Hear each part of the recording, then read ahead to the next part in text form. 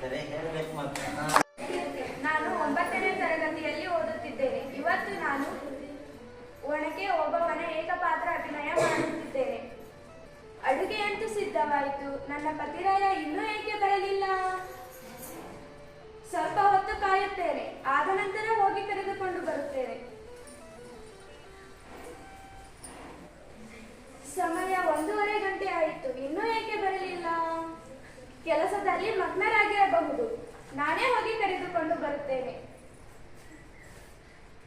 ಕೇಳಿ, ಊಟದ ಸಮಯವಾಯಿತು, ಬರ್ತೀರೋ ಇಲ್ಲ ಅಲ್ಲೇ ಇರುತ್ತೀರೋ? ಹಾ, ಬೇಗ ಬನ್ನಿ. ಊಟದ ಮೊದಲು ಕೈಕಾಲ ಶುದ್ಧ ಮಾಡಿಕೊಳ್ಳಿ. ತೆಗೆದುಕೊಳ್ಳಿ ನೀರು.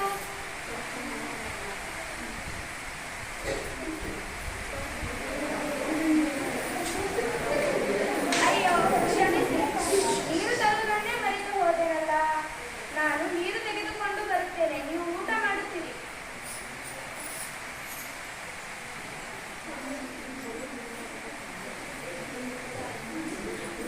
ಏನೇ ಬಿಸುಗುಡುತ್ತಿರುವ ಶಬ್ದ? ಇದು ಈ ಕಡೆಯಿಂದ ತಾನೇ ಬರುತ್ತಿದೆ. ಹೋಗಿ ನೋಡಿ ಬರುತ್ತೇನೆ. ಅಯ್ಯೋ, ಏನಿದು? ನಮ್ಮ ದುರ್ಗಕೋಟೆಯ ಮೇಲೆ ಎದುರಾಳಿಗಳು ಸಂಚು ಮಾಡಿ ಒಳಗೆ ನುಗ್ಗುತ್ತಿದ್ದಾರೆ. ಏನು ಮಾಡಲಿ? ಕಹಳೆ ಊದಬೇಕಾದ ನನ್ನ ಪತಿರಾಯ ಇನ್ನೂ ಊಟ ಮಾಡುತ್ತಿದ್ದಾರೆ. ಇವರಿಗೆ ನಾನೇ ಸಾಕು. ನಾನು ನನ್ನ ಈ ಒಣಕೆಯಿಂದಲೇ ಅವರನ್ನು ಸಂಹರಿಸುವೆ. ಜೈ ದುರ್ಗಾದೇವಿ.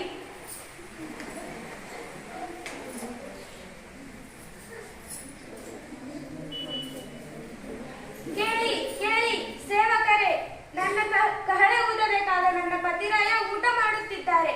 ಬೇಗನೆ ಹೋಗಿ ಕಹಳೆಯನ್ನು ಊದಲು ಹೊರಡಿ. ಹೀಗೆ ಒಣಕೆ ಓಬವ್ವಳು ಶತ್ರುವಿನ ಕತ್ತಿಯಿಂದ ತಿಳಿದುಕೊಂಡು ಸತ್ತು ಹೋದಳು. ಜನಗೌಡ ಕುಂಬರ ಮಾಡಿದ ಕೊಡನವ್ವ, ಜನಪ್ಪ ಜನಗೌಡ ಕುಂಬರ ಮಾಡಿದ ಕೊಡನವ್ವ. ಚಂದಕ ತಂದೆನ ತಂಗಿ ನೀರಿಗೆ ಬಂದೇನ, ಚಂದಕ ತಂದೆನ ತಂಗಿ ನೀರಿಗೆ ಬಂದೇನ. ಬಾಳಿಯ ಬನದಾಗ ನಾಳೆಂಗ ಬಾಗಿ ಬರಲವ್ವ, ಬಾಳಿಯ ಬನದಾಗ ನಾಳೆಂಗ ಬಾಗಿ ಬರಲವ್ವ. ಬಾಳಿಯ ಕೊನೆ ಬಾಗಿ ನನ್ನ ಬೆನ್ನು ತಾಕಿದ್ದ, ಬಾಳಿಯ ಕೊನೆ